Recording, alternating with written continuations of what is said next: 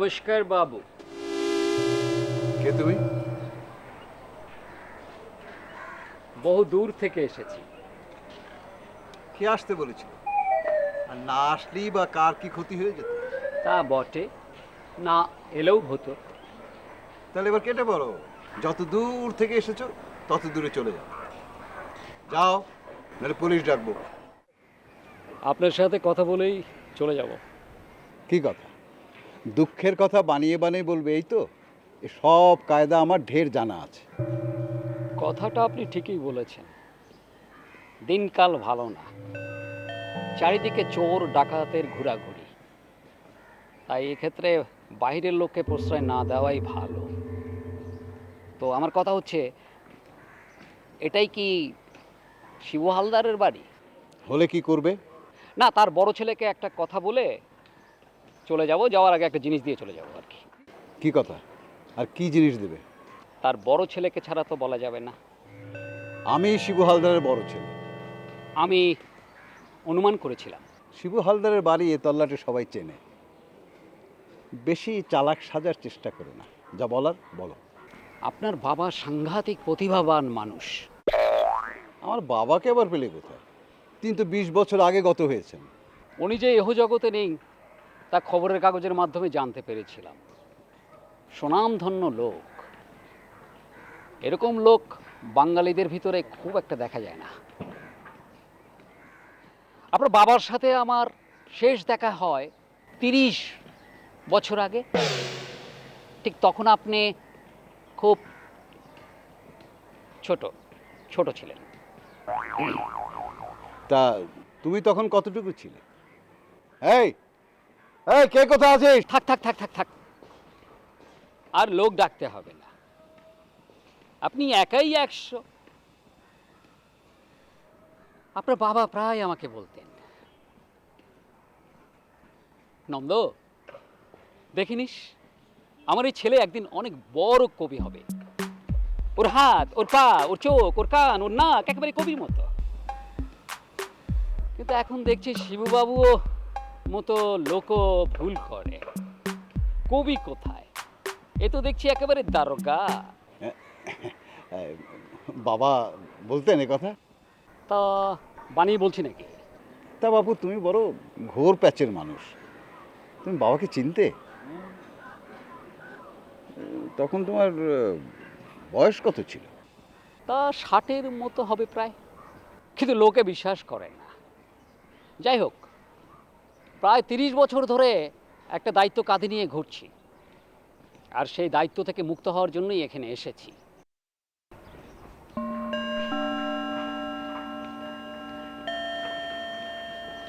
ঈশান কোণ 3 ক্রোশ।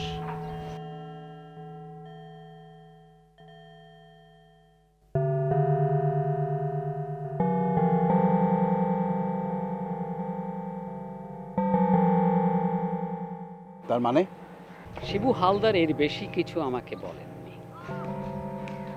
আহ, তুমি ভাবছো আমি তোমার সব কথা বিশ্বাস করেছি? ঈশান কোণ, 3 ক্রোশ, এসবের মানে কি? হরিবাবু, এসব অতিশয় গোপন কথা। আপনার বাবা পই পই করে আমাকে বারণ করে দিয়েছেন, যাতে পাঁচকান না হয়। আমার কর্তব্য ছিল এই দায়ভার থেকে মুক্ত হওয়া। তা আমি মুক্ত হলাম, এবার আসি। যাই বললেই হলো? তোমার নাম বলো, ঠিকানা বলো, কি কাজ টাজ করো বলো। নাম তো মেলা, এক এক সময় এক এক নাম। কোনটা বলবো? অনেক রকম নাম কেন? তা বললে যে আপনি রাগ করবেন। আমার এক ভাই কিন্তু কুস্তিগীর, ডাকবো তাকে? আমি লোক খুব একটা ভালো না। পুলিশ সব সময় পিছনে লাগে, তাই মাঝে মাঝে নাম ধাম চেহারা সব পাল্টাতে হয়। তাহলে আমার বাবার সাথে তোমার এত মাখামাখি হয়েছিল কিভাবে? আপনার বাবা ভালো লোক হলে কি হবে, ওনার মাথাটা ছিল একটু পাগলা ধরনের। ওই সায়েন্স সায়েন্স করে ওনার মাথাটা একেবারে বিগড়ে গিয়েছিল। আমি চেয়ে চুতে খেয়ে দিয়ে চুরি ডাকাতি করে আপনাদের ওই পূর্ব কোণের বারান্দায় এসে শুয়ে পড়তাম। তা বাবু, বাড়িতে কি পোলাও রান্না হচ্ছে নাকি? বড়সড় কোনো ভোজ? মাঝে মধ্যে এভাবে রান্না হয়। যাকে তুমি কি যেন বলছিলে? তাই এখানে এই দাঁড়িয়ে দাঁড়িয়ে কথা বলার চেয়ে আমরা বরং ওই ঘরটাতে যে কথা বলতে পারি। না না না না না, ওটা আমার বাবার ল্যাবরেটরি। ওখানে আমরা কেউ যাই না, শুধুমাত্র আমার ছেলে শিশির যায়। চলো বারান্দায় গিয়ে বসি। হ্যাঁ চলুন।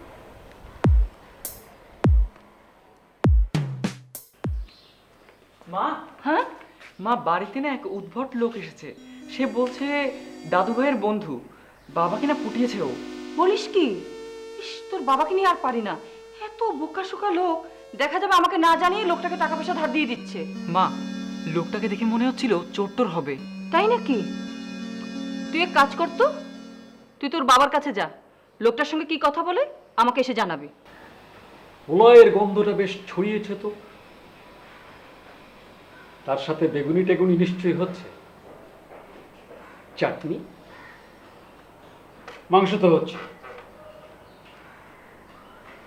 দই খান না আপনারা? আগে এ বাড়িতে ছানার গজাও হতো। এটা কি বিয়ে বাড়ি না? হ্যাঁ, এসব হবে? খাবারের কথা বন্ধ করে এখন আসল কথা কি সেটা বলো। জান হরিবাবু, 30 বছর আগে আমি ওখানটাতে থাকতাম। আপনার বাবা অনেক রাত পর্যন্ত কিসব মরণ উচ্চাটন করতেন।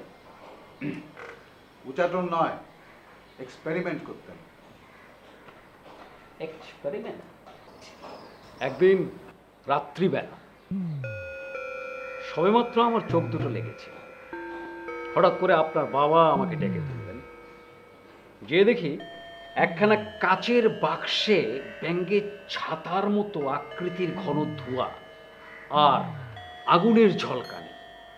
উনি বললেন, এটা হচ্ছে একটা ছোটোখাটো বনসাই অ্যাটম বোমা। জাপানিরা বানানোর আগেই উনি বানিয়ে ফেলেছেন। এ তো একটা ঘটনা, এরপরে আরো কত ঘটনা আছে বলছি।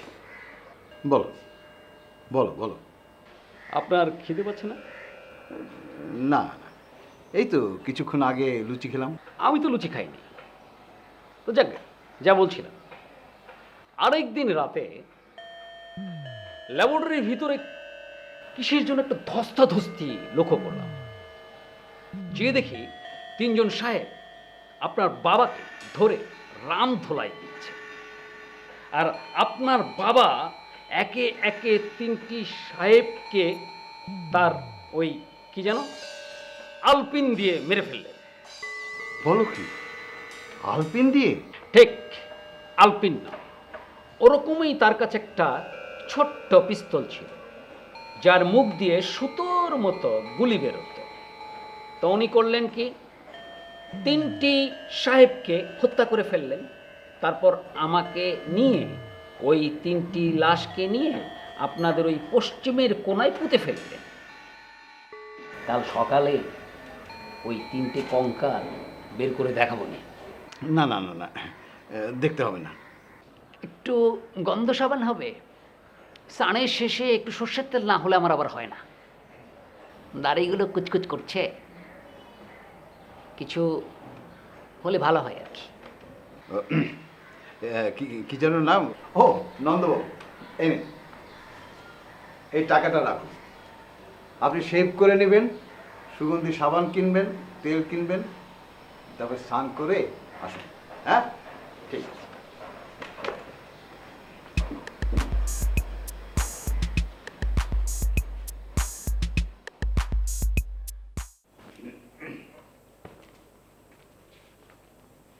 খোকার কাছে শুনলাম, বলি লাট সাহেবটা কে? ওই বাবার বন্ধু। এইটুকুন ছেলে বাবার বন্ধু? বন্ধু ঠিক না, মানে ওই সাগরেদ ছিল আর কি। তুমি নিজে জানো না লোকটার কথাই বিশ্বাস করলে? হ্যাঁ, আমি নিজে জানি, ছোটবেলায় কত দেখেছি। ছোটবেলায় কথা দেখেছি, বুঝবে শেষে।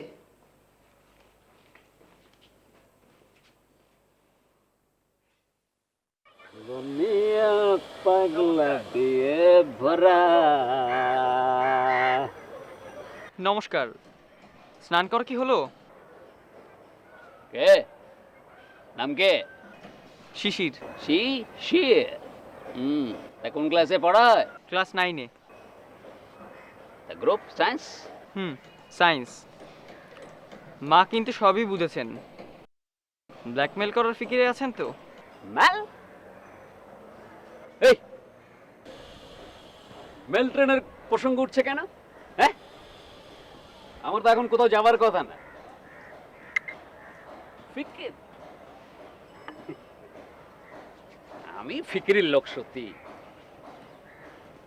তোমার ঠাকুরদা মানে শিবু বাবু একদিন একটা আকাশী জামা বানিয়ে ফেললেন। আকাশি জামা? তো আমরা দুজনে করতাম কি, ওই আকাশী জামা দুটো পরে আকাশে উড়ে উড়ে ঘুরে ঘুরে বেড়াতাম। তোমার ঠাকুরদা আর আমি একদিন করলাম কি, তোমার ওই আকাশী জামাটা পরে আকাশে চলে গেলাম, সঙ্গে নিয়ে গেলাম তোমার দুধ আর তোমার চিনি। এরপরে করলাম কি, আকাশে গিয়ে মেঘ মিশিয়ে আইসক্রিম বানিয়ে দুজনে খেয়ে ফেললাম। আর ওখানে গিয়ে যে কত ধরনের ফন্দি ফিকির মাথায় আসতো বুঝলে, একটা এটা ঠিক বলা যাবে না। শিববাবু বলতেন, নন্দ তুই বড় ফিকিরের লোক রে। ঠাকুরদার ল্যাবে আর কি আছে? বলছি তোমার ঠাকুরদা একটা মাথা পাগলা লোক ছিলেন, একেবারে বেল ছাড়া ফটাফট জিনিসপাতি বানিয়ে ফেলতেন। কই, এসব আবিষ্কারের কথা তো আমি কখনো শুনিনি। খুব গোপন রেখেছিলেন কি না, সর্বদাই শত্রুপক্ষের চরেরা ঘুরঘুর করতো যে শেষের দিকটা সব লুকিয়ে টুকিয়ে ফেলতেন। জিনিসও তেমন একটা খুব বানাতেন না, তবুও ওলান্দাজের হাতে প্রাণটা দিতে হলো। তার মানে ওলন্দাজটা আবার কি? এই তোমাদের খিদে দিতে পায় না? হ্যাঁ পায় না?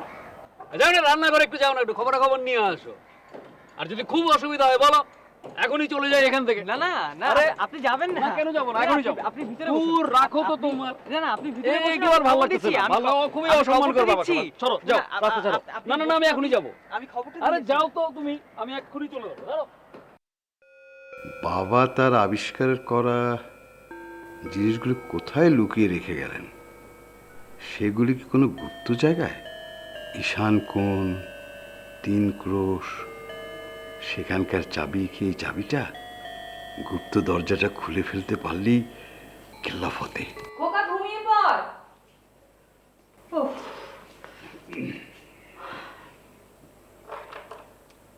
লোকটার কথা তাহলে তুমি বিশ্বাস করলে?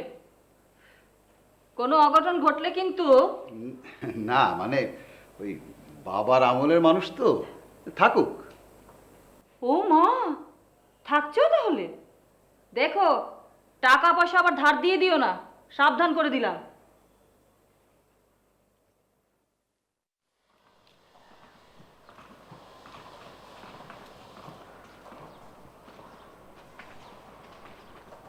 সব পাল্টে গেছে রে।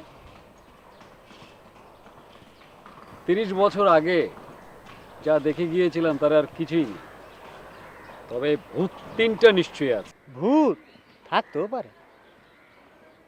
এই দাঁড়া, উঠ। অত হালকাভাবে নিচ্ছিস কেন?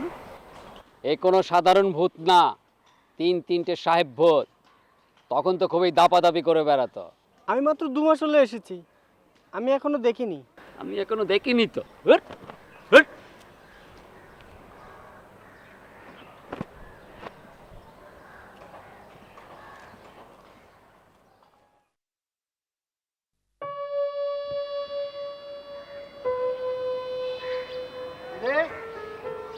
করিস না কেন?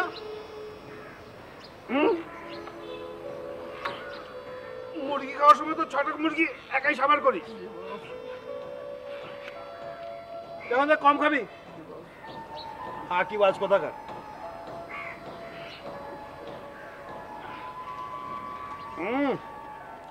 না রে, হচ্ছে রে। শম্ভু, ওকে দুটো মুরগি বাড়িয়ে দিস, বুঝেছিস? না, এখনো নন্ডর করছে রে। শুধু খাচ্ছিস আর ঘুমাচ্ছিস না। শম্ভু, নজর রাখিস, পেঁচিয়ে যাচ্ছে গো। কিরে, খাবার নাকি চুরি করেছিস? তাই বলে 16টা ডিম একাই সাবার করবি? হ্যাঁ, নজর রাখিস এর উপর দিয়ে। তোর বাড়ি কোথায় রে? বাবা রে, বডিটা সুন্দর হচ্ছে রে। দোয়া সব। শম্ভু, এদিকে নজর রাখিস। আরে জানাচ্ছ, কর কর কর।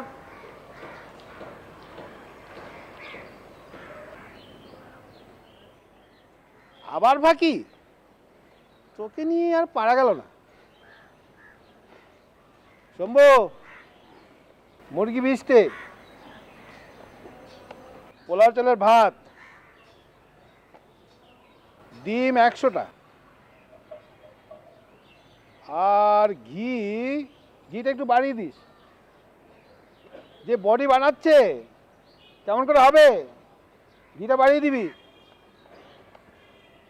আর বুটটা বুঝেছিস, একটু বেশি করে দিবি। ছোলা টোলা না খেলে বডিটা ঠিক হবে না। কিরে, হা করে কোথায় তাকিয়ে আছিস? দিচ্ছিস না কেন? এই খোকা, কে আপনি? একেবারে চমকে গেলে যে। তো চাচাকে কিসের ভয়? হ্যাঁ, তোমাকে ছোটবেলা কত পিঠে করে নিয়ে বেরিয়েছি। তোমার বাবা আমাকে বলতো, ওরে নন্দ, মাটিতে নামাস নে, মাটিতে নামাস নে। কেন, তোমার মনে পড়ছে না? তখন এতটুকু ছিলে, যখন তুমি ঝুমঝুমি বাজাতে। আপনি কে? লোকে যখন বলে আমার নাম কি, তখনই আমি বিপদে পড়ে যাই। আসলে আমি নিজেও নিজেকে বিশ্বাস করতে পারি না যে আসলে আমার নামটা কি। পিলে চমকে দিয়েছেন আপনি।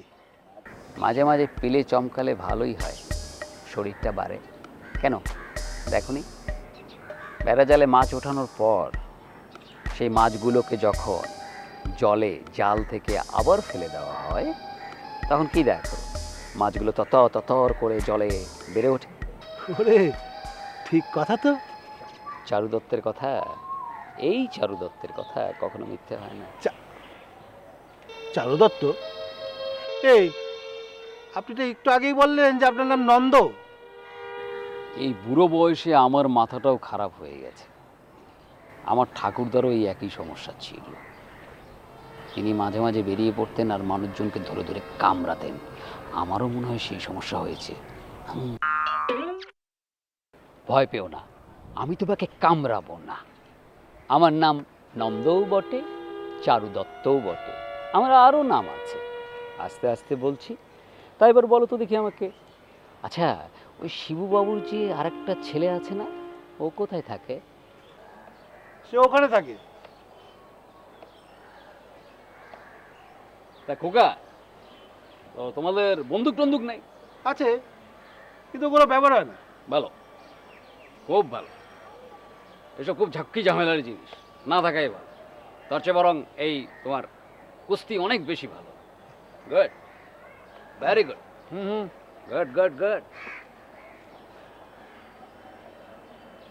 গুড।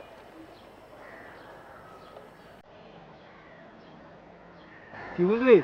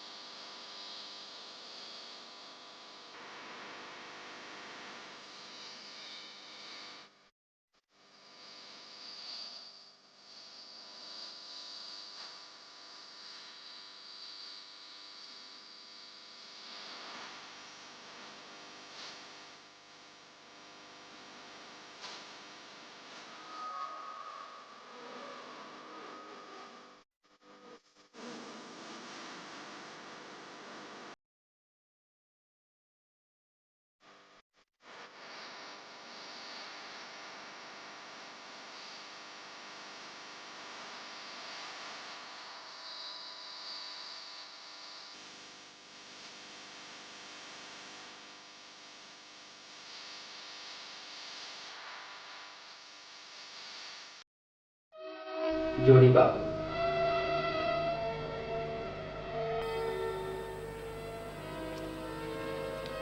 গলায় তো জোয়ার ছিল ভালোই। তা থামলেন কেন? হবে না, কি হবে না? আর কখনো গান হবে না। সে কি, গান গাইবেন না কেন? গান তো খুব ভালো জিনিস। মন ভালো থাকে, ফুসফুস ভালো থাকে, গলার ব্যায়াম হয়, খুব গাইবেন। Sing song is a medicine. আমাদের গায়ের করালি ওস্তাদ এমন গান গাইতো যে 7 গায়ের চোর পর্যন্ত ভালো ওই পালিয়ে যেত, বুঝলেন? আরে গান তো খুব উপকারী জিনিস। এই ভূতটা যথার্থ ভূত নাও হতে পারে, হয়তো চোর। আপনি কোনটা? তার মানে আপনি চোর না ভূত? বোধহয় দুটোই। মানে ভূতেরা কি কখনো চোর হয় না? আর চোরেরা কি কখনো মরে ভূত হয় না? আমি ভূতও বটে, চোরও বটে, দুটোই। বছর কুড়ি আগে ত্রিশূল পর্বতের উপরের বরফ দিয়ে হাঁটতে গিয়ে আমি প্রায় 3000 ফিট গভীর একটা খাদে পড়ে গিয়েছিলাম। আমারই দোষ। বঙ্কুবাবু সাবধান করে বলে দিয়েছিলেন, ওরে পঞ্চনন্দ, বাইরে যখন বেরোবি তখন আমি যে তোকে চুম্বক খরম জোড়া দিয়েছিলাম ওটা ছাড়া বাইরে বেরোসনি, পিছলে যাবে। ভুলে স্যান্ডেল জোড়া ছেড়ে বাইরে গেলাম, আর ওই বিপত্তি। কিন্তু যে আমি উঠে এলাম সে আসলে আমি নাকি আমার ভূত, সেই আমার সন্দেহ। তাহলে উপায়? এই পঞ্চানন্দ থাকতে উপায়ের অভাব নাই। আপনার বাবাকে কত উপায় বাতলে দিয়েছি। পাগলা গোছের মানুষ ছিলেন। একবার তো নিজেই একটা ওষুধ আবিষ্কার করে পরীক্ষা করার জন্য নিজেই খেয়ে বসলেন। আমি তখন ওই ল্যাবরেটরির বারান্দায় শুয়েছিলাম। চিৎকার চেঁচামেচি শুনি, যেয়ে দেখি পায়জামা আর পাঞ্জাবি দাঁড়িয়ে আছে। হাত নেই, পা নেই, চোখ নেই, মুখ নেই। আসলে ওই অদৃশ্য লোকটা ছিল আপনার বাবা। বলেন কি? যা বলছি শুধু শুনে যান, বিশ্বাস না করলেও চলবে। তারপর শিববাবু আমার হাত চাপটে ধরে কাঁদতে শুরু করে দিলেন। বললেন, ওরে পঞ্চু, তুই আমাকে বাঁচা রে, বাঁচা। আমি সলিউশন AN40 খেয়ে ফেলেছি রে, তারপর গায়েব হয়ে গেছি। আমাকে তুই খুঁজে দে বাপ, খুঁজে দে। তাই? তবে আর বলছি কি? বাবুকে বললাম, বাবু চেঁচামেচি করবেন না, একটু ঠান্ডা মাথায় বসুন, লোকজন জড়ো হয়ে যাবে। ফন্দি করছি, ব্যবস্থা নিচ্ছি। হ্যাঁ, ফন্দিটা কি? সে রাতের মতো বাবুকে ঘুম পাড়িয়ে দিলাম। সকালবেলা বাজারে গিয়ে রং তেল নিয়ে এসে বাবুকে আচ্ছা সে মালিশ করলাম। বাবু ফুটে উঠল। আরে পঞ্চানন্দ ছাড়া তো উপায় নেই। রং করে দিলেন? কেন, আপনারা বুঝতে পারেননি? বাবুর গায়ের রং সবসময় একটু তেলতেলে ভাব থাকতো। সলিউশন AN40 খুব সাংঘাতিক জিনিস। এটা দিয়ে মানুষের উপকারও হতো। একবার আপনার বাবার এক বন্ধু রহিম শেখ, সে একটা খুনের মামলায় পড়ে যায়। লোকটা নির্দোষ ছিল, তো তাকে আপনার বাবা সলিউশন AN40 খাইয়ে দিল। রহিম শেখ গায়েব হয়ে গেল। দিব্যি খায় দায়, ঘুরে বেড়ায় পুলিশের নাকের ডগা দিয়ে, তাকে কেউই দেখতে পায় না। এরকম আরো অনেক স্টোরি আছে।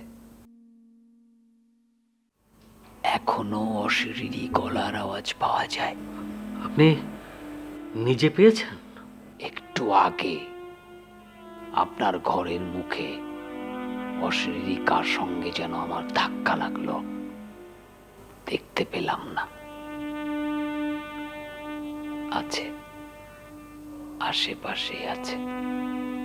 ওরে বাবা, ধাক্কাও দেয়? ধাক্কা তো ভালো জিনিস।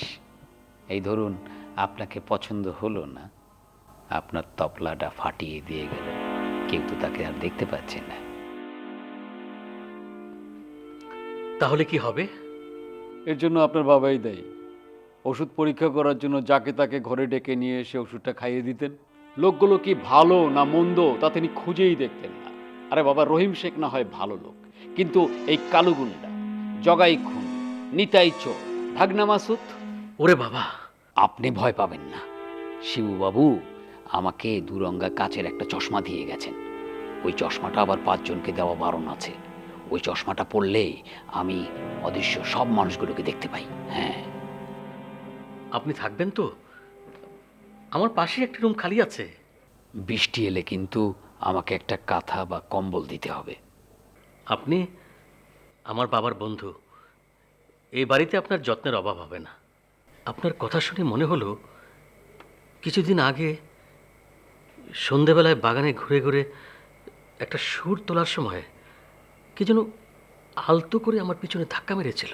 হ্যাঁ, আগে হ্যাঁ, তখন মনে হয়েছিল এটা মনের ভুল, কিন্তু এখন বুঝতে পারছি অশরীরী মানুষরাই।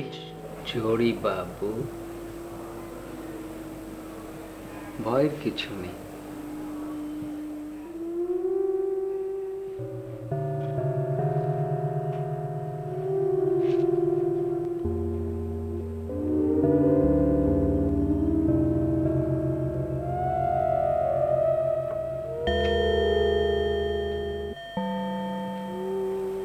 সেদিন সকালে রেওয়াজ করতে করতে বারবার ভুল হচ্ছিল। হঠাৎ কে যেন কানের কাছে গলা খেকিয়ে সুরটা ধরিয়ে দিল। আমার মনে হয়েছিল এটা বোধহয় ওস্তাদ খৈয়াম খানের সুর, কিন্তু তা যে নয়। এখন বুঝতে পারছি, তাহলে আমার বাবা কি কোনো গায়ককে অদৃশ্য করে দিয়েছিলেন? এখন কোথায় যে খুঁজি? দাদাবাবু, হ্যাঁ। আমি কি একটু খুঁজে দেখে আসবো? জানা আগে এই যে, আপনি তো অনেক ফিকির জানেন। ছেলে দুটো কোথায় গেল একটু খুঁজে দেখবেন। আরে ওরা তো দুধের খোকা না, আপনি এত দুশ্চিন্তা করছেন কেন? ঠিক চলে আসবে। ওরা যদি কোনো বিপদে পড়ে তাহলে? তাহলে তো খুবই মুশকিল বাবু। যাও, ছেলে দুটোর হদিস করে আসো, যাও। প্রস্তাবটা মন্দ না। ভাবি দুনিয়াটার কি হলো। হ্যাঁ,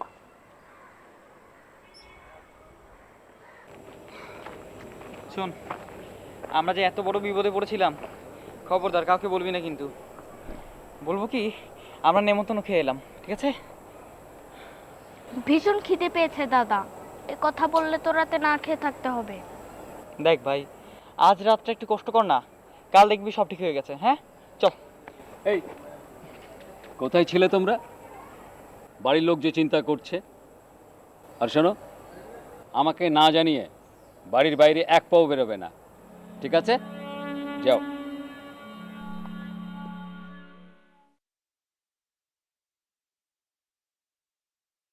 দুটোকে পেয়েছি। এই, তোর তো সাহস আছে মানলাম, সঙ্গে ওকে নিস কেন? দেখে তোর কাকিমা কাঁদছেন, যা। ছেলে দুটো কিন্তু বেশ মাথায় বুদ্ধি রাখে। কিছুক্ষণ পর আমার কামরায় আসবে। কেন, কবিতা শোনাবেন নাকি? তাই ঘরে একটু চাটা ব্যবস্থা করে রাখবেন।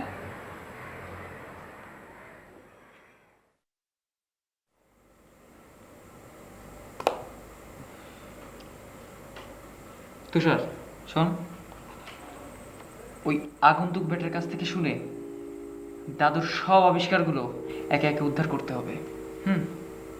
দাদা, চাবিটা তো তোমার কাছে, তাহলে কাল আগে ওই আকাশি জামাগুলো উদ্ধার করতে হবে। ঠিক। তবে জানিস, ওই আগন্তুক লোকটাকেও না আমার খুব সন্দেহ হয়। লোকটা না সুবিধার না।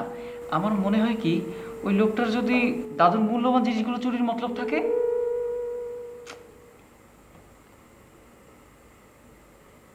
শোন, ওই লোকটাকে এরপর থেকে কড়া নজরে রাখতে হবে। হ্যাঁ, তুমি শুয়ে পড়ো দাদা, অনেক রাত হয়েছে। আমি যাই, আমার ভীষণ খিদে পেয়েছে। আমি কাল সকালে আসবো। তুমি শুয়ে শুয়ে বুদ্ধি বের করতে থাকো। ঠিক আছে।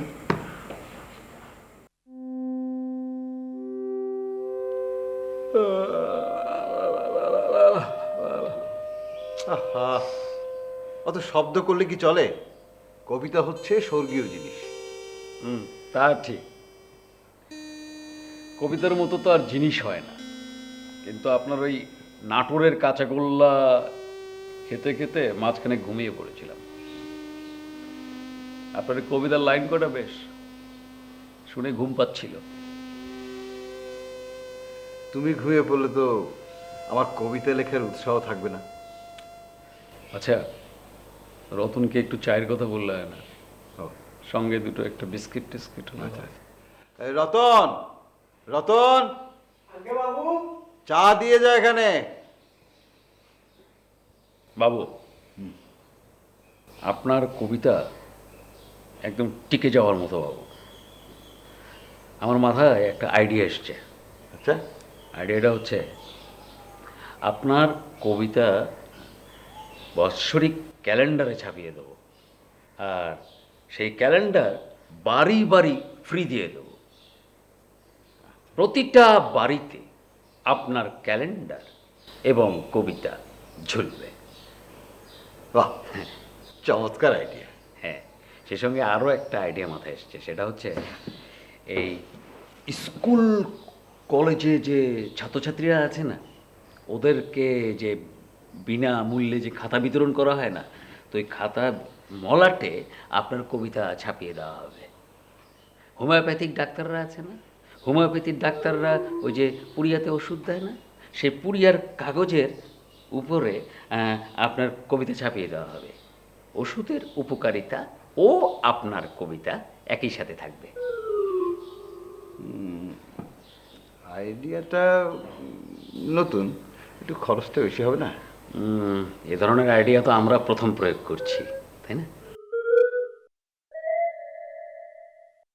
ঝালমুড়িওয়ালাদেরও আমরা 1 পৃষ্ঠা করে কবিতা দিয়ে দেব।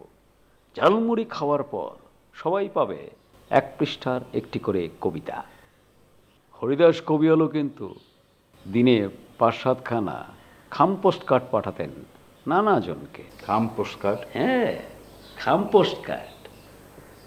পোস্ট কার্ড, খাম পোস্ট কার্ড খোলার পরেই পাওয়া যেত একটা করে কবিতা। এভাবেই তো হরিদাস কবিয়াল একেবারে ঝড় তুলে ফেলেছিল।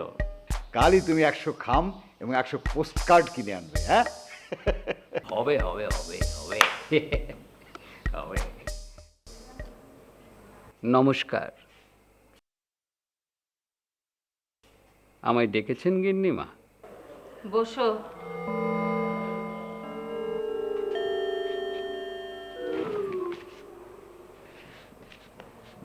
শোনো, আমি কিন্তু কর্তাবাবুর মতো কবিও নই, পাগলও নই যে আমাকে যা খুশি বুঝিয়ে দেবে।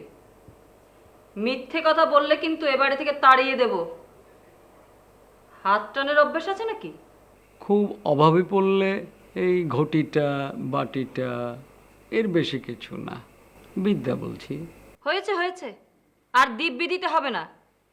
এ বাড়িতে থাকছো ভালো কথা, দুবেলা দুটো খেতেও পাবে, তার বদলে কিন্তু কাজ করতে হবে। আগে বৌদি, তুমি নাকি কর্তাবাবুকে একটা চাবি দিয়েছো, ওটা কিসের চাবি? আমি নিজেও জানি না। আমার শ্বশুর মশাইয়ের সঙ্গে যদি তোমার ভাব থাকে, তাহলে তোমার বয়স এখন কত হবার কথা জানো? আমার বয়স নেহাত। থাক থাক থাক, ওসব আমার জানা আছে। কর্তাবাবুকে রাতে আবার কবিতার বুদ্ধি টুদ্ধি দিও না, ওই ল্যাবরেটরির বারান্দায় গিয়ে শুয়ে থাকবে। আগে থাক থাক।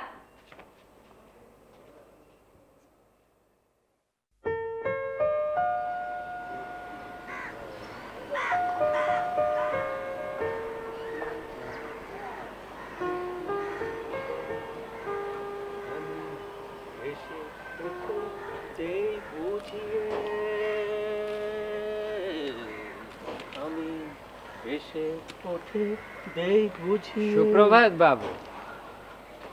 গানের স্কুলে যাচ্ছেন বুঝি? তো রাতে ঘুম ভালো হয়েছে? আপনি আছেন বলেই ভরসা। শুধু তো আপনাকে দেখলেই চলবে না, এখন থেকে গোটা বাড়িটার দায়িত্ব আমার। গিন্নিমা আমাকে সে দায়িত্বই বুঝিয়ে দিয়েছেন। কাল থেকে আমি কর্তাবাবুর সেক্রেটারি। সেক্রেটারি? দাদার আবার সেক্রেটারির কি দরকার? আরে আছে আছে আছে, চিরদিন কি হরিবাবুর একই দিন যাবে নাকি? সামনে তার অনেক ভালো সময়, লাখের লাখের টাকা, তাল তাল সোনা, আরো নানা রকমের সম্পত্তি, এসব সামলাবে কি? হ্যাঁ, বলেন কি, দাদা এসব পাবে কোথায়? আকাশ থেকে নয় জরিবাবু। কেন, আমি আপনাকে সেই চাবি আর সংকেতটির কথা বলিনি? বললেও মনে করতে পারছি না। সারাদিন এত হরেক রকম কথা বলেন যে কোনটা রাখবো কোনটা ছাড়বো ঠিক করতে পারি না। কথা একটু বেশি বলি আর কি। 20 বছর মৌন থাকার পর একটু কথা তো বেরোবি এখন। চাবির কথা কি যেন বলছিলেন? চাবিটা শিবু বাবুই আমাকে দিয়েছিলেন, তখন তার বিপজ্জনক সময় যাচ্ছিল। সারাদিন সায়েন্স নিয়ে ব্যস্ত থাকতেন, সবকিছু আমাকে খুলে ভেঙে বলতেন না, আর তার ফল ভোক্তাই আমাদেরকে করতে হচ্ছে। বাবা বোধহয় নতুন কিছু আবিষ্কার করছিলেন, তার ফর্মুলা বানাতে গিয়ে হয়তো। অ্যাটম বোমা ফাটানোর পর জাপানের যে অবস্থা হয়েছিল, তার প্রতিকারের ফর্মুলা তো আপনার বাবারই দেওয়া। তিনিই তো এর আবিষ্কারক। ওই যে ট্রানজিস্টরের যে উন্নয়ন, সেটা তো আপনার বাবার হাতে, এবং এর জন্য জাপানিরা আপনার বাবার কাছে চিরকৃতজ্ঞ। আপনি না থাকলে তো এসব কথা আমরা জানতামই না। আমি কি সব জানি? প্রতিদিনই তো উনি 2-4টা জিনিস আবিষ্কার করে ফেলতেন, আর তাই নিয়ে তো এসব গোলমাল। তারপর চাবিটাই আপনার বাবা আমাকে হাতে দিয়েছিলেন, দিয়ে বলেছিলেন আমি যে কোনো মুহূর্তেই খুন হয়ে যেতে পারি,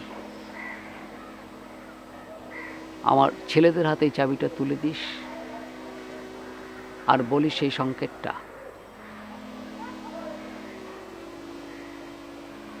ঈশান কোণ 3 ক্রোশ। কথাটার মানে কি? তা কি করে বলবো?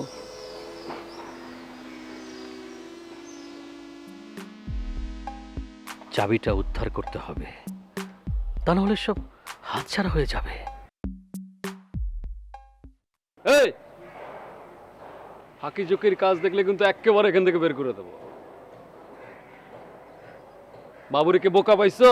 হ্যাঁ, আরে তোর যদি না পোষায় আমাকে বলবি, আমি তোকে বেতন বাড়িয়ে দেব।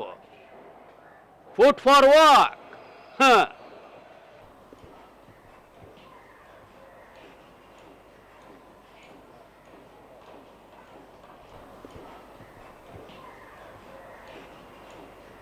কবি মানুষের কি বাজার করা সাজে নাকি?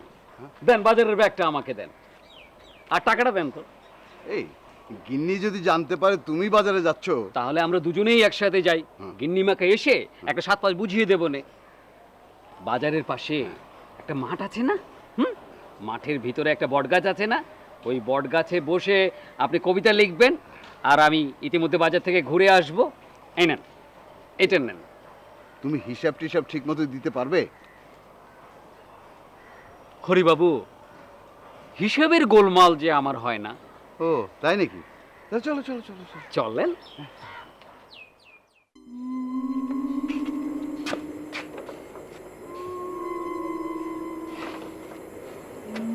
তুষার, এই নতুন তারাটা আবার দিল কে? বাবাকে জিজ্ঞাসা করবো? না দাদা, জ্যাঠামশাই দিলে তো আগেই দিতেন। বুঝেছি। শোন, কাল থেকে ওই আগন্তুক বেটাকে একদম চোখে চোখে রাখতে হবে, হ্যাঁ? বুঝছিস তো? চল। ওস্তাদ, ওস্তাদ, ওস্তাদ, বাইরে আসেন। কি ব্যাপার এত রাতে?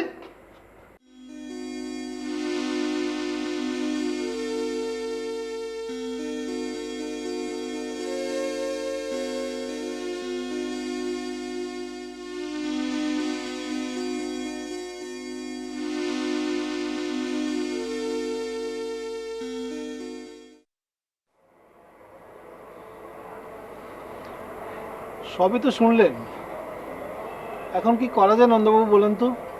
আমার মাথায় তো কিছু ধরছে না।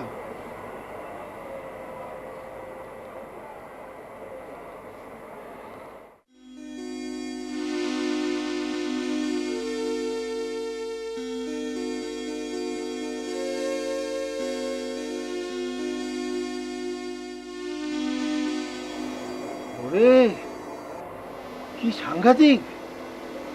আমরা তাহলে কি করবো এখন? প্রস্তুত থাকুন আর রাতে একটু সজাগ থাকবেন।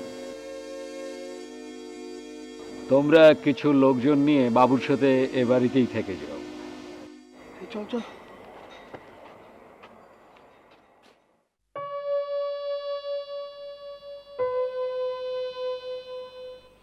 রতন, রতন, বাবু আমি ডেকেছেন? হ্যাঁ ওই পঞ্চানন্দ বাবুকে একটু এখানে পাঠিয়ে দে। আগে বাবু ওনাকে তো খুঁজে পাওয়া যাচ্ছে না। বলিস আগে আরে না না, ধারে কাছে কোথাও হবে, যা খুঁজে দেখ, পেলে এখানে আসতে বল, যা। আগে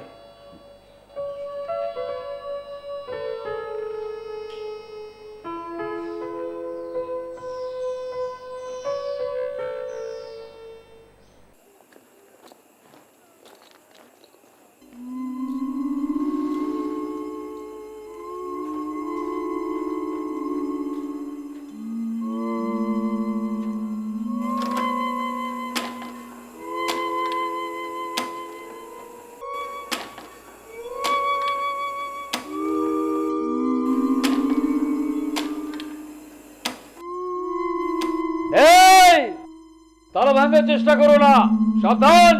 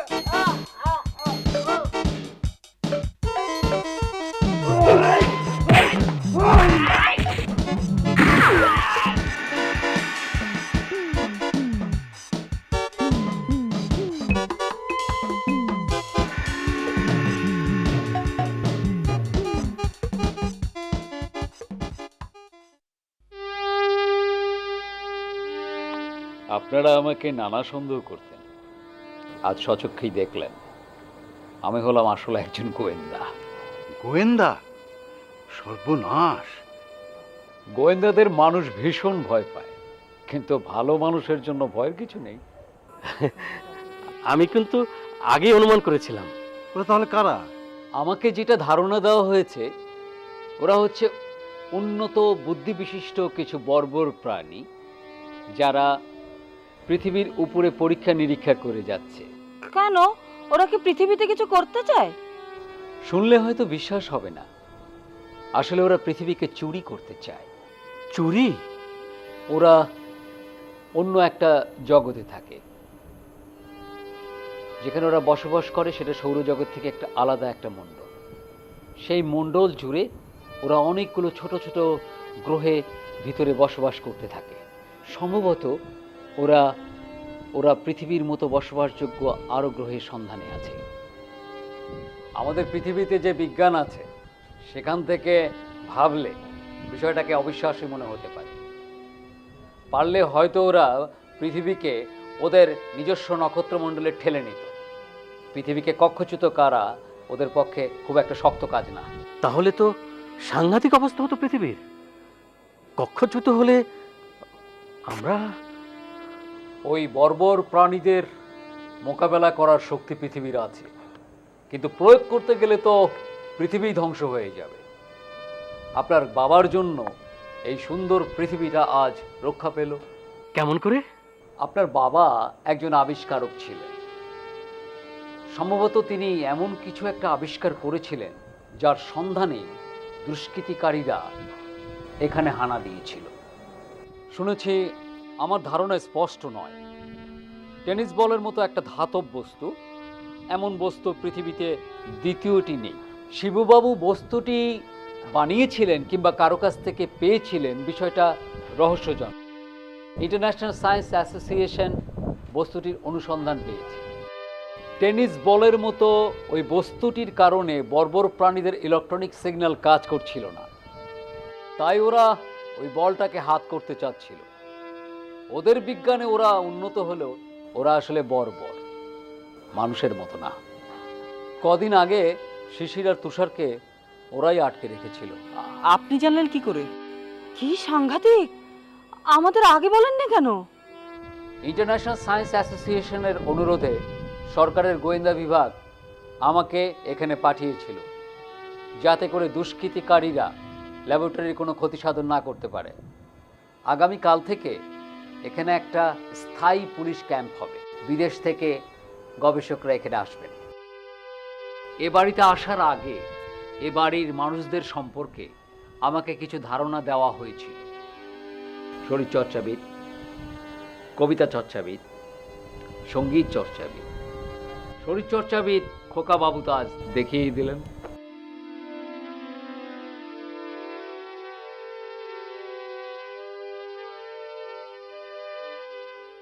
আমার দায়িত্ব শেষ, এবার তাহলে আসি। নমস্কার।